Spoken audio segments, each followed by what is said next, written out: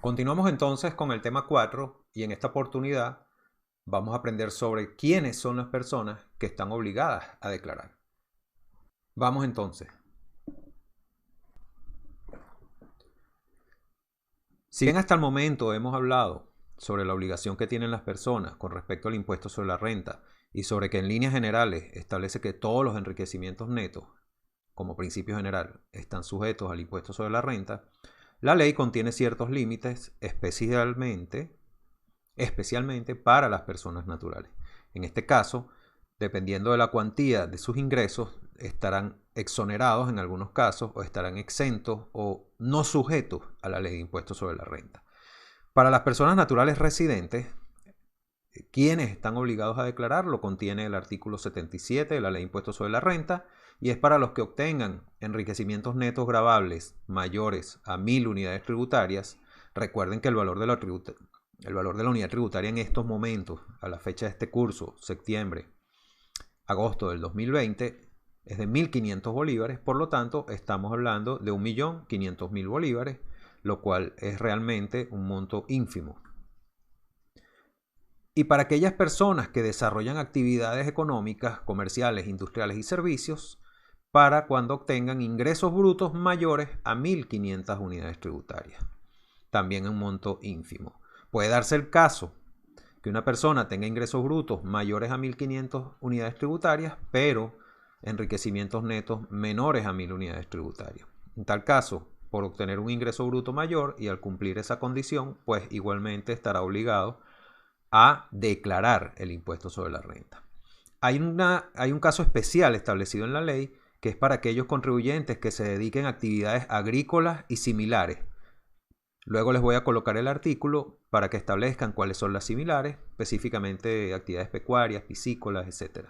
En este caso, los ingresos sobre los cuales estará obligado a declarar serán sobre 2.625 unidades tributarias, que continúa siendo realmente un monto ínfimo.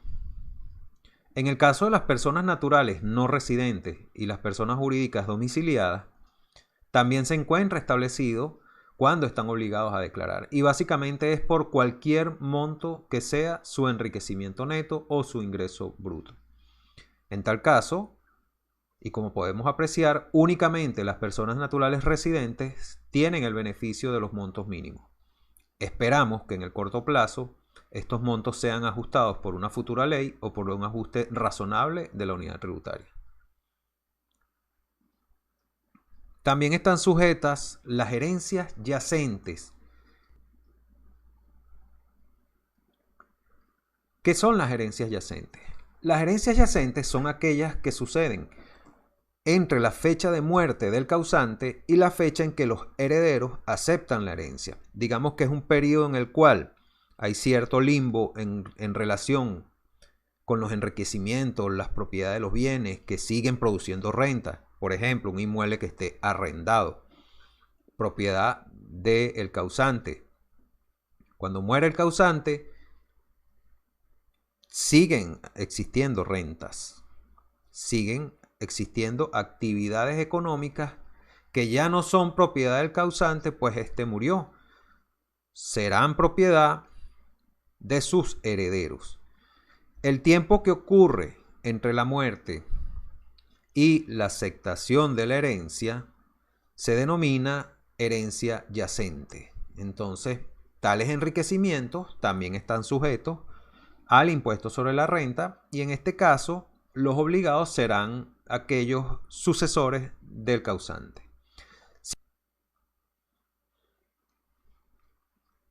Artículo 77 en toda su extensión. ¿Cómo es el régimen de la comunidad conyugal a los efectos de la declaración del impuesto sobre la renta?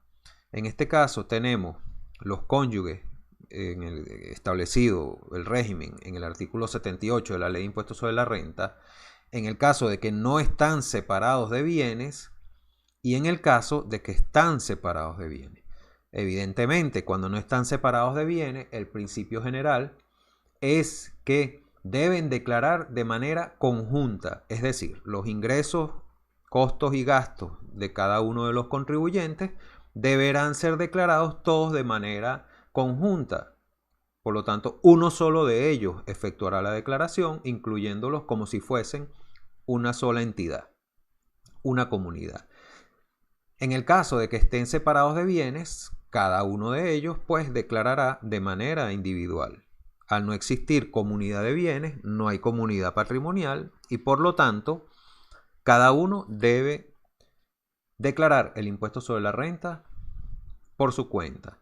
Existe, sin embargo, una excepción a la regla general con respecto a la declaración conjunta de los cónyuges no separados de bienes. ¿Cuál es esa excepción general? Es el caso de la mujer casada que no esté separada de bienes.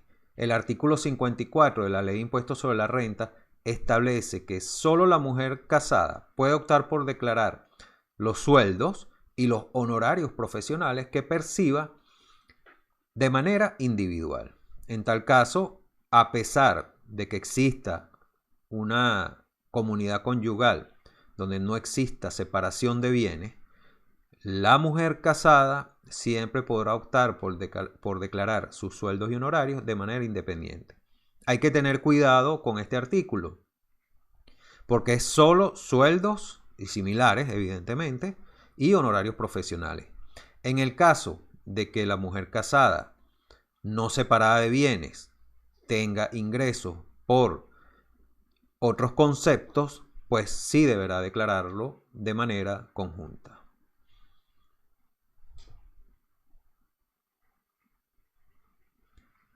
¿Cuál es el ejercicio anual como tal? ¿Es posible que el ejercicio no sea anual en algunos casos? Pues sí. Digamos, la regla general es que el ejercicio es anual, pero existen lo que la ley denomina periodos cortos o la doctrina denomina periodos cortos. En el caso del ejercicio anual, estarán todas las personas naturales residentes que deberán hacerlo de acuerdo con el año civil. Esto es, del 1 de enero al 31 de diciembre de cada año. Como les dije antes, esta es la regla general. También se da el caso de las excepciones al año civil. Digamos, sigue siendo un ejercicio anual como regla general. Pero en el caso de excepciones a las personas naturales residentes, se va a dar cuando estas se dediquen a actividades comerciales, industriales y de servicio. En tal caso, deberá notificarlo a la administración tributaria. Y esto es un supuesto que se da en el caso de los comerciantes, personas naturales que establecen una firma personal para ejercer el comercio y en tal sentido, en esa firma personal pueden establecer su propio ejercicio económico. Les anticipo que no es usual. La gran mayoría de las personas naturales que realizan actividades comerciales, industriales o de servicio, también se acogen al calendario del año civil. Pero digamos, la ley les otorga esa posibilidad. Y luego tenemos en el caso ya no de las personas naturales, sino de las personas jurídicas, que pueden establecer su propio periodo anual que inicie y termine durante cualquier día del año, o digamos que inicie durante cualquier día del año y termine al final del mes número 12 de ese ejercicio. Digamos, un ejercicio anual puede comenzar el 15 de enero del año 2020, digamos, y puede terminar el 14 de enero del año 2021. O, como es más usual, puede comenzar un primero de un mes, digamos un primero de julio de un año, y terminar el 30 de junio del año siguiente. Para los periodos cortos, pues, ¿cuáles son? Son los que son menores a 12 meses, evidentemente. Pero ¿cuándo pueden suceder estos casos? Pues, en el caso del inicio de actividades del contribuyente, usualmente la fecha de inicio de actividades no va a coincidir con el año calendario. O en el caso de los contribuyentes que tengan un año civil distinto, un año fiscal distinto al año civil, normalmente el inicio de actividades no coincide con ese año que tienen establecido. En el caso de las personas jurídicas que tienen un año calendario distinto a su ejercicio económico, Normalmente el primer ejercicio económico arranca desde que se constituye la compañía y el cierre será cuando lo establezcan los estatutos.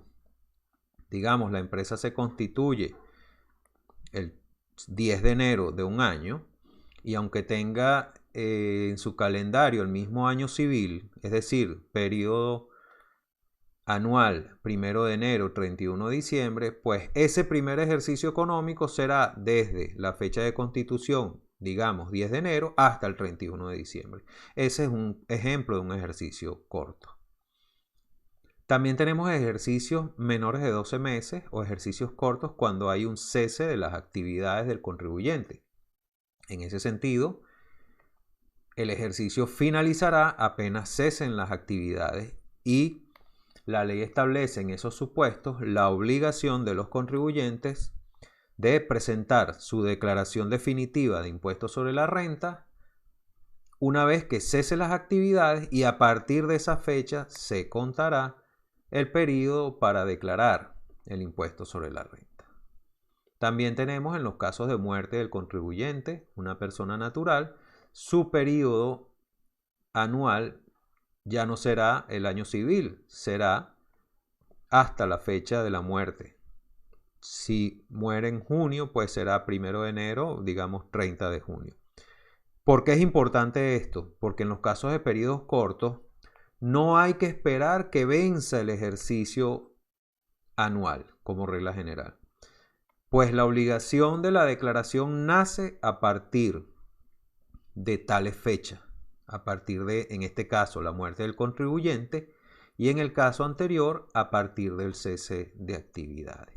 Luego veremos cuáles son los plazos especiales, pero digamos, si nos atenemos a la regla general de 3 meses luego del cese del cierre de las operaciones, pues en tal caso no habrá que esperar al año civil cuando hay cese de actividades o cuando sucede la muerte del contribuyente. También hay periodos menores de 12 meses cuando cesa la herencia yacente. Allí les coloco el artículo correspondiente en el reglamento de la ley de impuesto sobre la renta. Vamos entonces con el plazo para la declaración. Nuevamente, regla general, 3 meses, establecido en el reglamento de la ley, artículo 146. Excepciones.